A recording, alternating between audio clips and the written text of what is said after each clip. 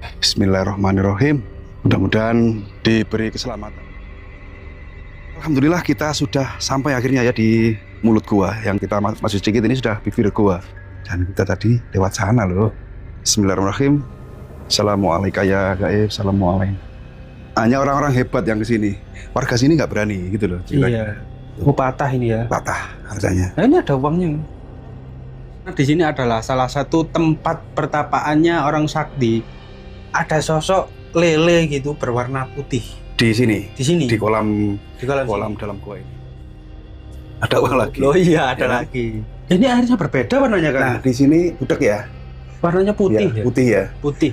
Menurut beberapa spiritual yang pernah datang ke sini, termasuk orang yang pernah saya ajak ke sini, ini adalah pintu gerbang gaib menuju ke kerajaannya Kanjeng Ratu Kidul yang ada di Laut Selatan. Oh, yang ini Kang ya? Ini.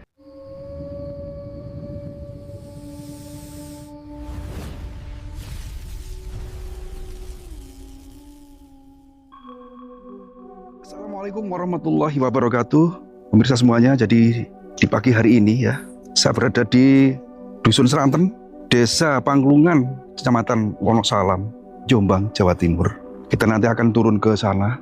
Terus setelah turun kita naik lagi yang dimana di atas perbukitan di wilayah Wonosalam ini terdapat gua pertapaan yang tentunya lokasinya itu sangat tersembunyi ya. Dan aksesnya itu sangat ekstrim sekali.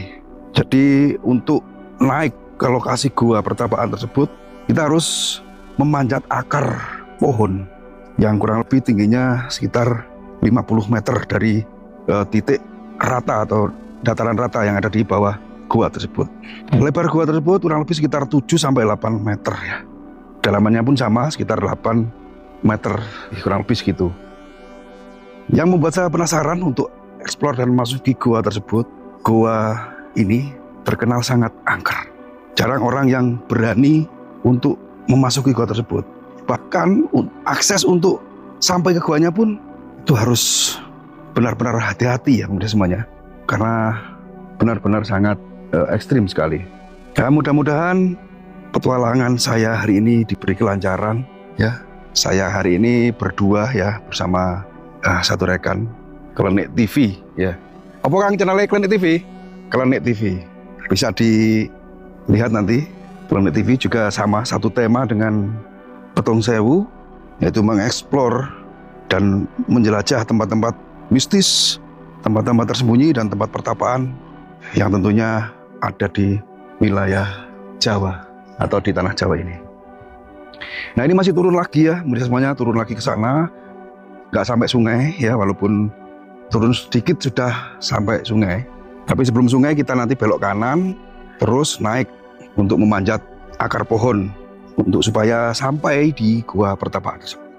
Yang tertutup kabut sana itu, sayang sekali ya tertutup kabut. Itu Gunung Anjasmoro ya, Pegunungan Anjasmoro. Ini termasuk lereng Pegunungan Anjasmoro.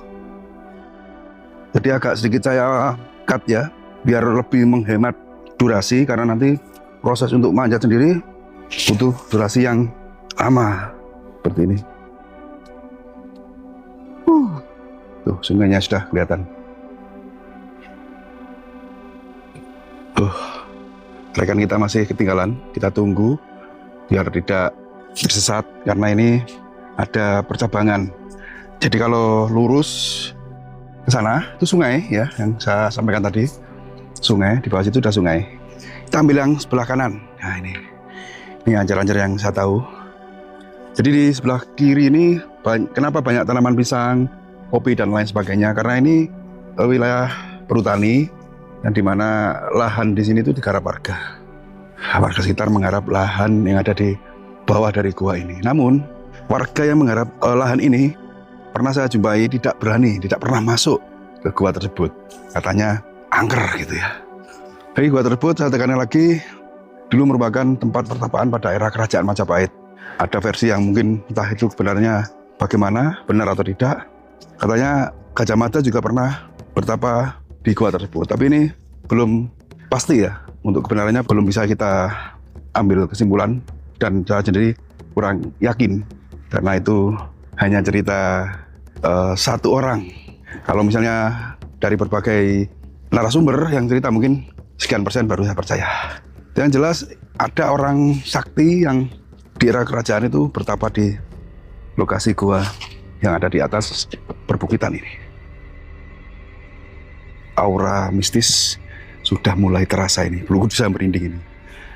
Ini kita masuki jalan yang seperti ini. Ini akar pohon yang nyelingkap ya, buntu itu kayaknya. Kita meripit Kang, ini longsor ini, sini aja. Itu longsor itu. Tapi sana sih arahnya. Terus hati-hati nih, licin juga nih. Hati Kang, licin Kang. Itu. Ini tembus Kang. Menurut dari warga lokal sini, di sini tuh masih banyak celengnya. Celeng, babi hutan, dan juga kijang. Ular juga masih utuh di sini katanya. Ini akhirnya seperti ini. Tangan satu pegangan, satunya megang kamera. Licin. Nah itu pohon yang akarnya nempel di tebing tapi roboh. Yang tadi harusnya lewat sana. Kalau tidak ditopang sama pohon besar ini mungkin sudah ambyuk ya.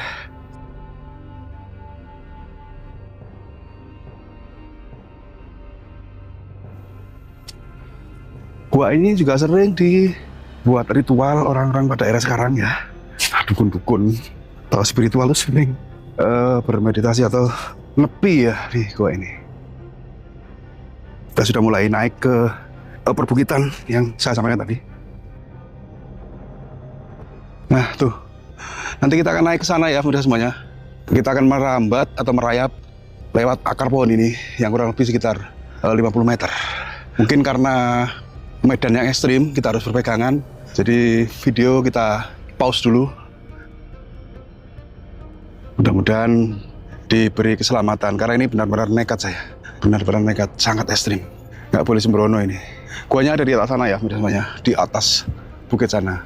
Tidak bisa lewat atas, harus lewat sini. Jalan satu-satunya untuk sampai di guanya ya ini. Harus merayap melalui akar pohon ini. Oke, kita langsung naik ya. Bismillahirrahmanirrahim. Mudah-mudahan diberi selamat.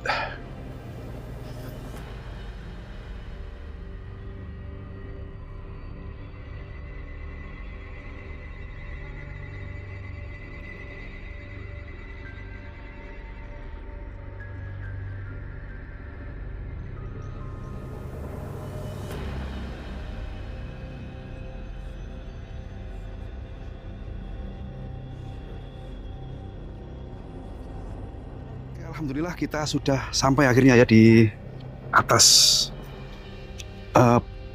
tebing ya, di mulut gua yang kita masuk sedikit ini sudah bibir gua. Siap Kang? Oke Kang. Aman ya? Aman. Oke, kita berdua sama Klinik TV. Bismillahirrahmanirrahim. Assalamualaikum ya gaib. Assalamualaikum. Sangat hening sekali. Tuh guanya ya pemirsa semuanya. Menurut guanya kita masuk. Ini ada tangga berundak yang terbuat dari batu, dan ini kabarnya memang sudah ada dari dulu. Tangga berundak ini bukan buatan orang sih. Kita naik.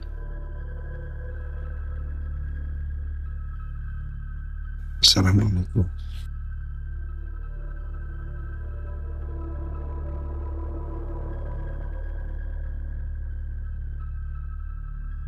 Di sini ada tikar dan ranjang yang tadi saya juga sempat menyampaikan, selain pertapaan orang di masa lampau, ternyata ini sering digunakan para spiritual untuk aku ya, untuk bertapa atau semedi gitu ya.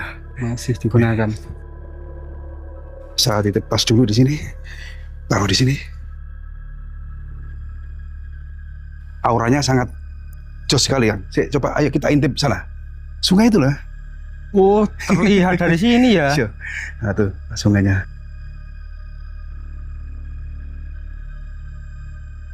Saya dari tadi Kang, penasaran dengan sungai. Setiap kita tadi turun naik ya, tidak terlihat sungainya. Tapi terdengar suaranya. Terdengar suaranya saja. Dan kita tadi lewat sana loh. Ini sangat ekstrim sekali. Oke, kita sepil tentang gua ini. Di sebelah kiri itu Kang, itu ada sumber air. Oh ya. Oh, ini yang biasanya katanya bisa menjadi penyembuhan itu Kang ya? Jadi ternyata para dukun-dukun itu yang kesini ya, itu di samping ritual juga pulang membawa oleh-oleh dari sini. Iya, oleh-olehnya air.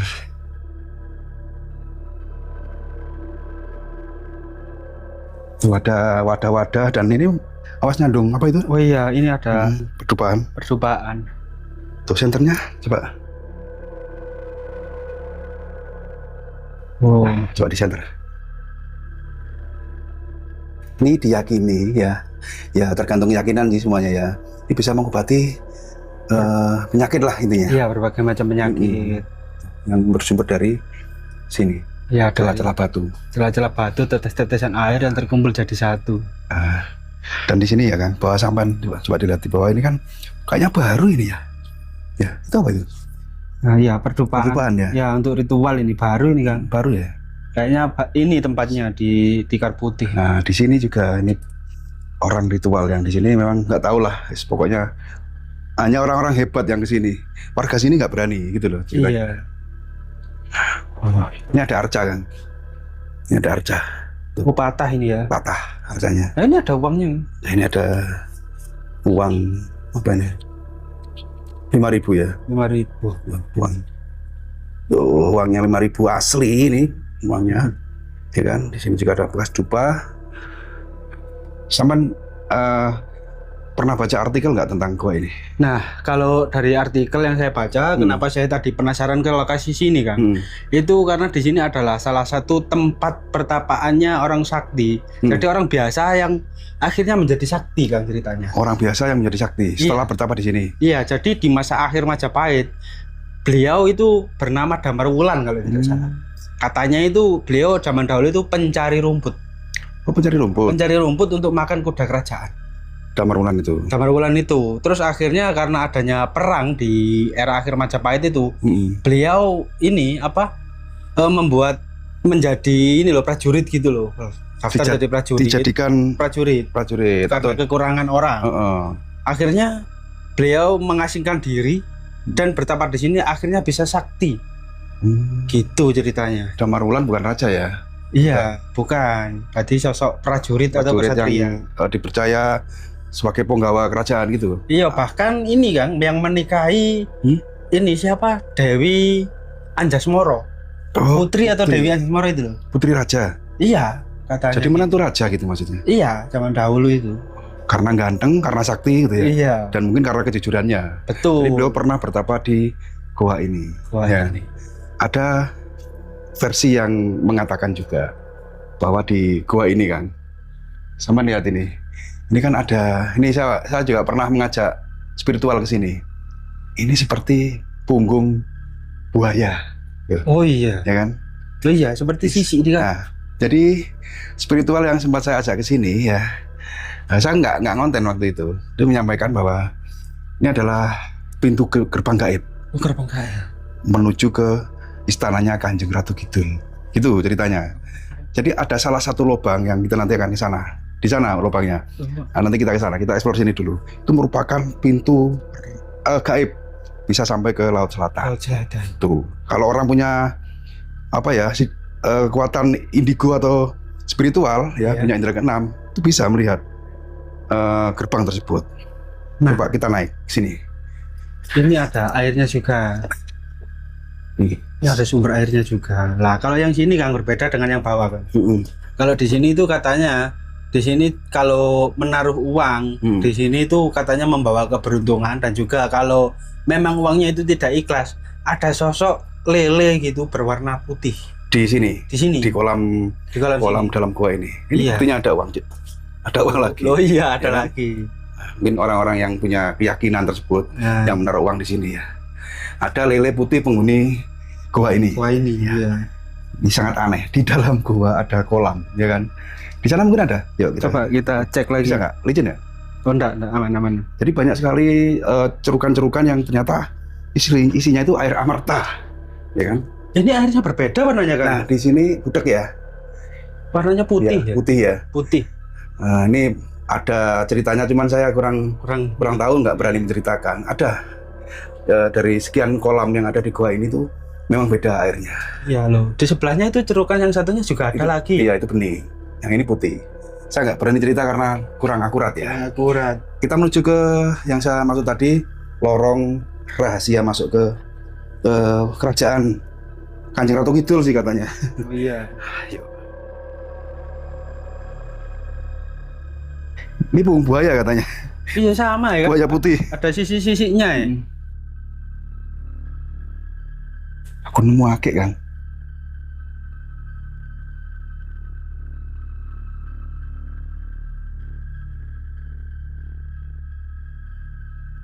Di sana kan kelihatan ada banyak sekali apa botol-botol ya. Iya. Sama itu orang ada itu.